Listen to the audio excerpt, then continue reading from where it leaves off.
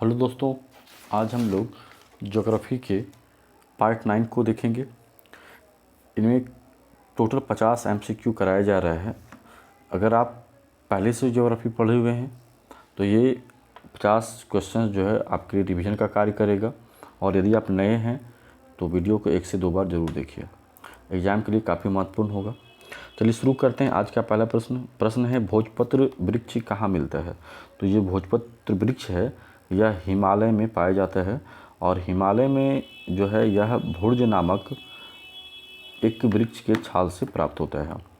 अगला प्रश्न है, भारत में मानव का सर्वप्रथम साक्ष्य कहाँ मिलता है? तो भारत में मानव का सर्वप्रथम साक्ष्य जो है मध्य प्रदेश के नर्मदा घाटी में प्राप्त होता है। और अगला प्रश्न है, मंदाकिनी नदी किस जल प्रवाह अथवा मुख्य नदी से संबंधित है? तो मंदाकिनी नदी जो है यह उत्तराखंड राज्य में बहने वाली एक हिमालयनी नदी है, अलकनंदा, इससे संबंधित है। ठीक है, मंदाकिनी नदी। अगला प्रश्न देखते हैं।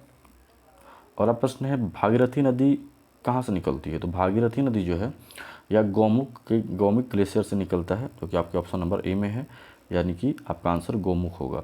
अगला प्रश्न है, भारतीय वन्यजीव संस्थान कहाँ स्थित है? तो भारतीय वन्यजीव संस्थान जो है यह देहरादून में स्थित है। अगला है, भारत गणराज्य के उस प्रदेश का नाम बताएं जहाँ शिक्षित बेरोजगारों का प्रतिशत सर्वाधिक है? तो है केरल। अगला प्रश्न देखते हैं। अगला प्रश्न है, टाइगर राज्य किसे घोषित किया गया है? तो टाइगर स्टेट के रूप में मध्य प्रदेश को जाना जाता है। यहाँ जो है भारत का सबसे अधिक बाघ पाया जाता है, और यहाँ बाघों की कुल संख्या जो है 526 है। अगला प्रश्न है, भारत के किस राज्य का सर्वाधिक क्षेत्र वन आच्छादित है? तो भारत का वह राज्य मध्य प्रदेश है, जो कि सर्वाधिक वन आच्छादित है।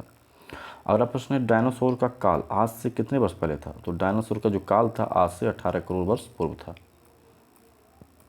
अगला प्रश्न है, तेजाबी मिट्टी को कृषि योग्य बनाने हेतु निम्नलिखित में से किसका उपयोग किया जाता है? तो तेजाबी मिट्टी को कृषि योग्य बनाने के लिए उसमें जिप्सम मिलाया जाता है, यानी जिप्सम का प्रयोग किया जाता है। अगला प्रश्न है, भारत का सुदूर दक्षिण में इंदिरा पॉइंट कहाँ स्थित है? तो इंदिरा पॉइंट बड़ा निकोबार में स्थित है। यह जो है भारत का सबसे दक्षिणतम बिंदु है इंदिरा पॉइंट, और भारत का सबसे उत्तरी बिंदु जो है वह है इंदिरा कॉल। अगला प्रश्न है, भारतीय पशु चिकित्सा अनुसंधान संस्थान कहाँ स्थित है? तो भारतीय पशु चिकित्सा अनुसंधान संस्थान जो है वह बरेली जिला के इज्जत नगर में स्थित है, इज्जत नगर में, और यह जो है उत्तर प्रदेश में है। ठीक है, यूपी में, बरेली जिला के इज्जत नगर उत्तर प्रदेश में। अगला प्रश्न देखते हैं। अगला प्रश्न है, भारत में दुग्ध में सर्वाधिक वसा प्रतिशत रखने वाली भैंस की नस्ल कौन सी है? तो उस भैंस की नस्ल का नाम है भदावरी। इसके दूध में जो वसा का जो मात्रा होता है वह 6 से 12.5% के आसपास होता है। ठीक है। अगला प्रश्न है, अरावली एवं विंध्य पर्वत श्रृंखलाओं के मध्य में कौन सा पठार स्थित है? तो अरावली और विंध्य के बीच में जो एक पठार है उसका नाम है मालवा का पठार। अगला प्रश्न देखते हैं। अगला है, एक सींग वाला गैंडा निम्नलिखित प्रदेशों में पाया जाता है? तो एक सींग वाला जो गैंडा है वह काजीरंगा जो कि असम में स्थित है, असम में, और एक पश्चिम बंगाल, दूसरा पश्चिम बंगाल जो कि है वहाँ पे पाया जाता है एक सींग वाला गैंडा, जो कि आपके ऑप्शन नंबर बी में है, यानी पश्चिम बंगाल एवं असम। अगला है, इस भूमि को सिंचाई की कम आवश्यकता होती है क्योंकि वह पानी बचाती है, वह कौन सी भूमि, मतलब कौन सी है? तो काली मिट्टी जो है इसका सिंचाई, यानी कि इसमें जो है पानी की मात्रा कम होता है, यानी ये पानी बहुत कम इसमें लगता है। तो काली मिट्टी को अन्य किस नाम से जाना जाता है? तो काली मिट्टी का अन्य नाम जो है वह है रेगुर मिट्टी है, और यह जो है काली मिट्टी जो है यह कपास की खेती के लिए उपयोगी माना जाता है, कपास की खेती के लिए। ठीक है, तो याद रखिएगा, इसे कपासी मिट्टी भी कहा जाता है क्योंकि यह कपास के लिए काफ़ी उपयुक्त होता है। इसे रेगुर मिट्टी भी कहा जाता है, और यह पानी जो है काफ़ी बचाती है। अगला प्रश्न है, भारत के अंतर्गत डैश द्वीप हैं? तो भारत में जो है कुल द्वीपों की संख्या की अगर हम बात करें तो 247 है मुख्य रूप से। अगला प्रश्न देखते हैं। अगला है, गोबी मरुस्थल कहाँ स्थित है? तो गोबी मरुस्थल जो है यह मंगोलिया में स्थित है।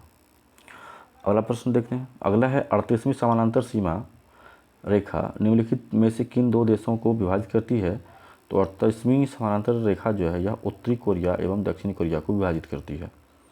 अगले, भारत का प्रथम तितली उद्यान कहाँ स्थित है? तो यह बनरघट्टा जैविक उद्यान बेंगलुरु में स्थित है। अगला प्रश्न देखते हैं। अगला है, विश्व का कौन सा देश मुलायम लकड़ी एवं लकड़ी की लुगदी का सबसे बड़ा उत्पादक एवं निर्यातक है? तो यह देश है कनाडा, जो कि मुलायम लकड़ी एवं लकड़ी की लुगदी के लिए जो है प्रसिद्ध है। अगला है, अफ्रीका की मूलभूत जनजाति पिग्मी किस नदी घाटी के किनारे यानी किस नदी घाटी में पाई जाती है? तो यह जो है कांगो नदी घाटी में पाया जाता है अफ्रीका का मूल निवासी यानी मूल जनजाति पिग्मी, जो कि कांगो नदी घाटी में पाई जाती है।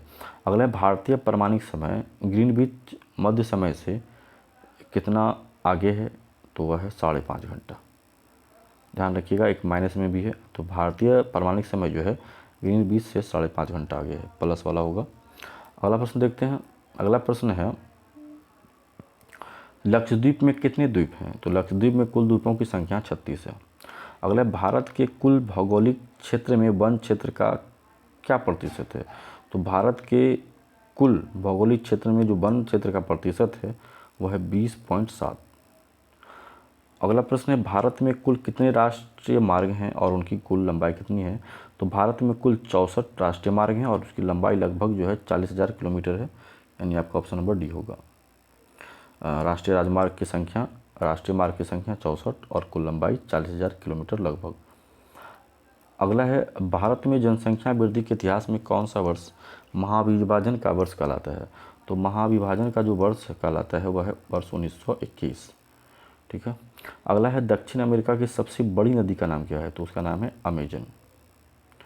अगला है, दक्षिण गंगोत्री स्थित है? तो दक्षिण गंगोत्री जो है यह अंटार्कटिका में स्थित है।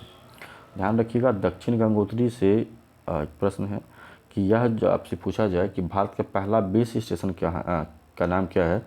तो भारत का पहला बेस स्टेशन का नाम है दक्षिण गंगोत्री, जो कि अंटार्कटिका में स्थित है, यानी कि यह जो है भारतीय अनुसंधान केंद्र के रूप में प्रसिद्ध है, या फिर इसको हम कह सकते हैं कि भारत का पहला बेस स्टेशन है यह।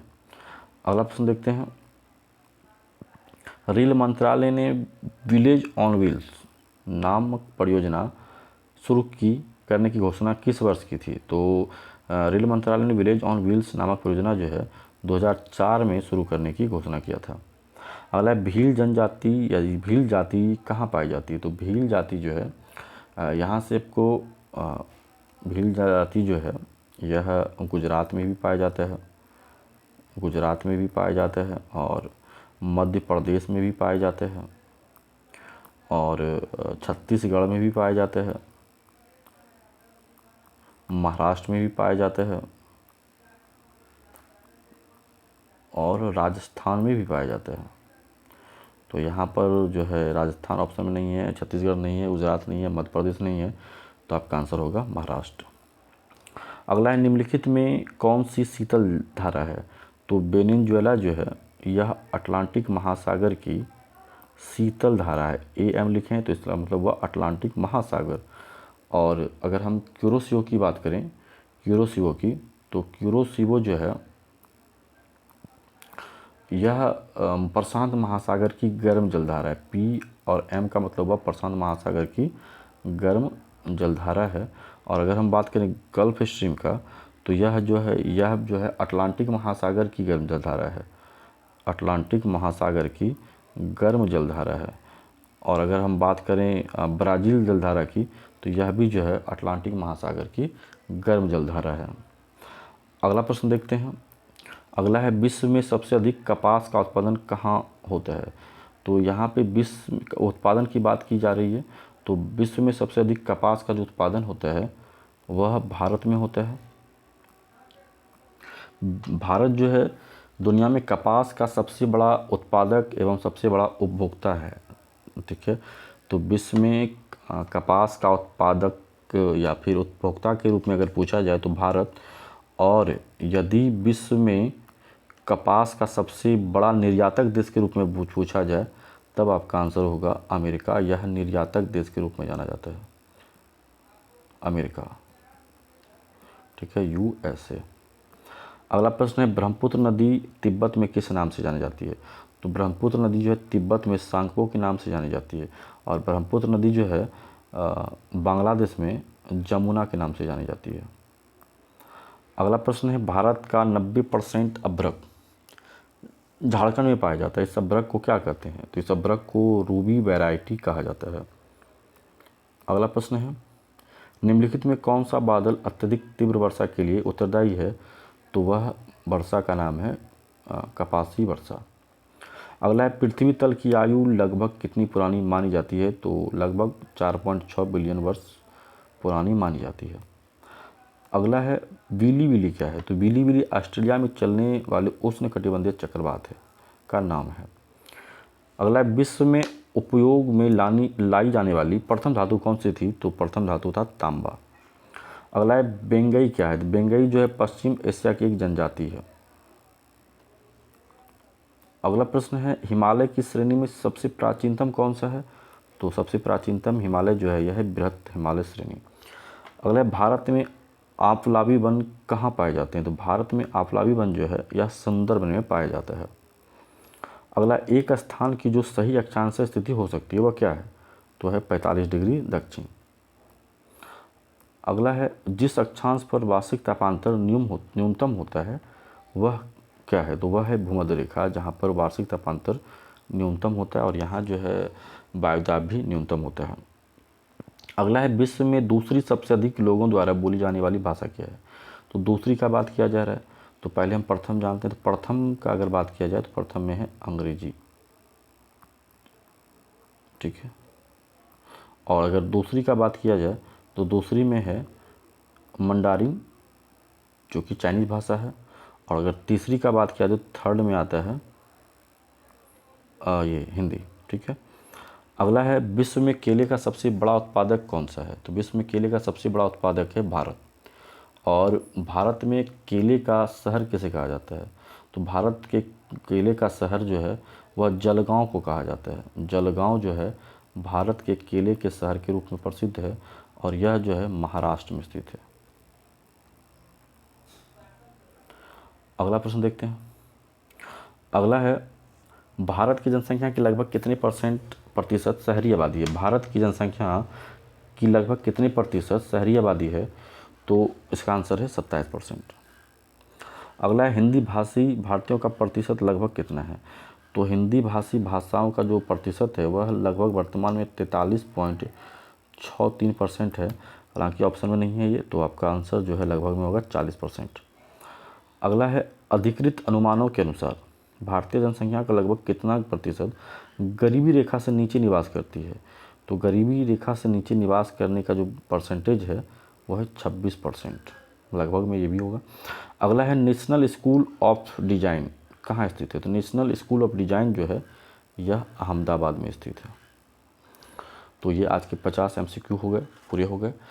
तो उम्मीद करते हैं आपको ये वीडियो अच्छा लगता होगा। तो लाइक करिए, सब्सक्राइब करिए, शेयर करिए और कमेंट करके ज़रूर बताइए कि ये वीडियो आपको कैसा लगता है। मिलते हैं अगले वीडियो में, तब तक के लिए धन्यवाद।